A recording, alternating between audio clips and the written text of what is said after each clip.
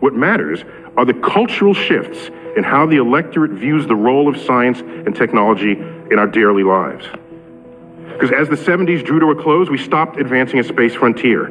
The Tomorrow articles faded. And we spent the next several decades coasting on the innovations conceived by earlier... If all you do is coast, eventually you slow down while others catch up and pass you by. We've got symptoms in society today.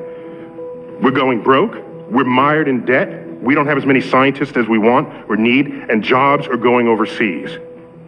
I assert that these are not isolated problems, that they're the collective consequence of the absence of ambition that consumes you when you stop having dreams. Epic space adventures plant seeds of economic growth because doing what's never been done before is intellectually seductive, whether or not we deem it practical. And when you conduct those exercises, innovation follows just as day follows night. And when you innovate, you lead the world, you keep your jobs, and concerns over tariffs and trade regulations evaporate.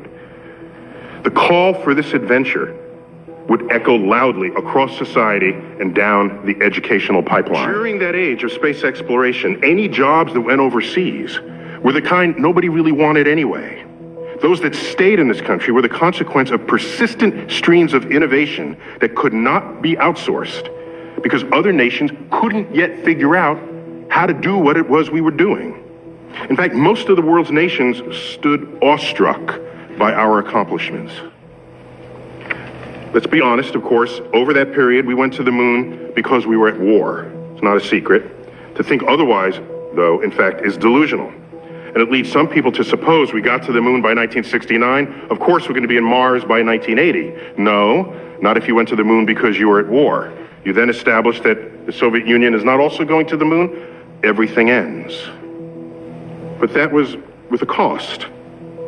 What is that cost? Well, yes, war can get you to go to the moon, even get you to go to Mars, but there's another driver that exists, another driver of great ambitions, and it's almost as potent as the need to protect your security, and that's the promise of wealth.